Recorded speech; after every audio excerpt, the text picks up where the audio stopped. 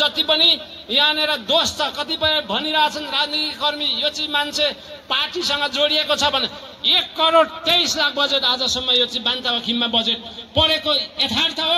यो नातासँग जोडेर पोलिटिकलसँग सम्बन्धित व्यक्तिहरूलाई सांसद माननीयज्यूहरूलाई नेताहरूलाई कार्यकर्तालाई भनेर तपाईको यहाँ बजेट 1,23,00,000 परेको थियो। तर पनि काम गरेपछि मात्र अनुगमन गरेको आधारमा पैसा आउने भएकोले त्यसकारणले हामीले कतिपय काम गर्न नसकेर हामीसँग आर्थिक निर्माण समितिसँग आर्थिक नभएकोले केही बजेटहरू फ्रिज गएको छन्।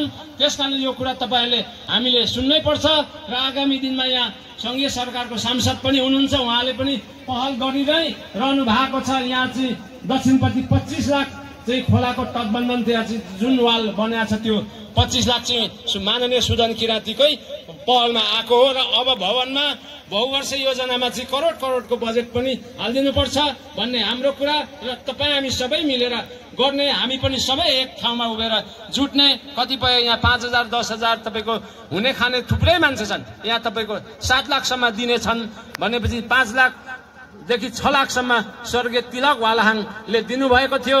मेजर चामबहादुरले 2.5 लाख चाहिँ क्याप्टेन नारायण चाहिँ सरले 2,55,000, त्यसै गरी इटेरीबाट कमला राईज्यूले तपाईँको चाहिँ 1,40,000 दिनुभएको छ। उहाँको थप्ने सरसल्लाह छ। चङमायुङमा हाम्रो सल्लाहकारज्यू र युकेबाट उहाँले लगभग 4 लाखदेखि माथि पैसा पठाइसक्नु। यो चाहिँ सबै हिसाब किताब चाहिँ कोषाध्यक्षसँग सामान्य मसँग भएको यो एउटा चाहिँ मेमोरीमा भएको कुराहरू। अरू 5,000 त तपाईँको कति भने लगभग 50 रुपियाँदेखि 100देखि तपाईँको धेरै माथिसम्म 7 लाखसम्म प्राप्त गरेका छौँ भन्ने कुरा राख्दै आगामी दिनमा यो चाहिँ कार्य राख्नु स्वाभाविक थियो। बाटो पनि विरोधीहरूले पुरो बुझ्दै जानुभयो। तपाईँ हाम्रो पार्टीको विचारमा मिलिसक्छ तर कुनै र हाम्रो प्रमुख अतिथिलाई पनि हतार छ भन्ने कुराहरू चाहिँ मलाई पनि हतार छ। 2-3वटा कार्यक्रमहरू भ्याउनु छ भन्ने कुराहरू आइरहेको छ। त्यसैले गर्दाखेरि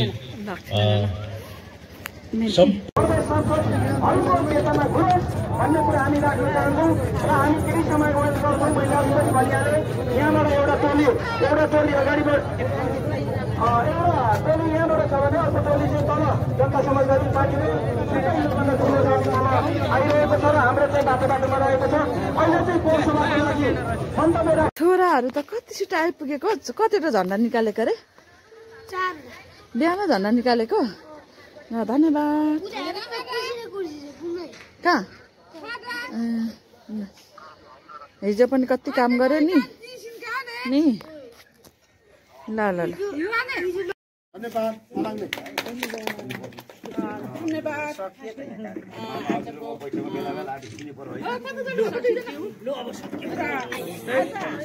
हामीले किराँत राई बान्तवाखिमको केन्द्रीय कार्य समितिको तेस्रो अधिवेशन सम्पन्न गरी अहिले हाम्रो नयाँ कार्य समिति हामीले चयन गरिसकेका छौँ। हामीले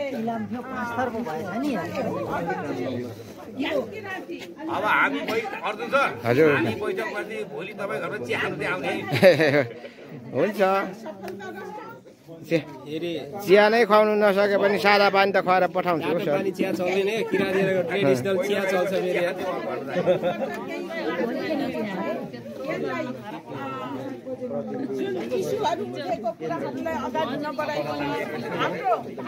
किराँत बान्तवाखिमको ऐतिहासिक प्रथम सम्मेलनको लागि हामीले शपथ ग्रहण गर्न गइरहेका छौँ र यहाँलाई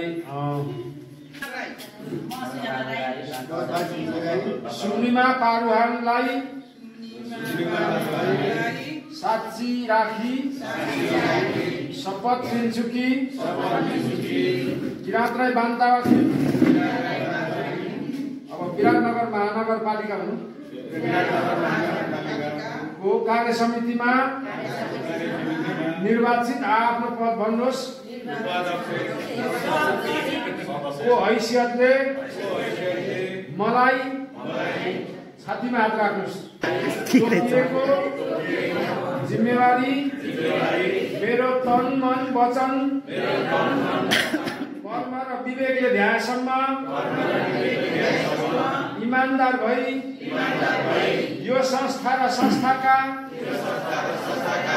अन्य सदस्यहरूप्रति वफादार रही लोभ लालच मोलाहिजा नगरी गोपनीयताको शपथ कायम गर्दै किराँत राई बान्तावाखिम केन्द्रीय कार्य समितिको विधानको अधीनमा रही आफू र आफ्नो कर्तव्य पालना गर्नेछु। जय किराँत राई सुम्निमा, जय किराँत राई पारवाङ।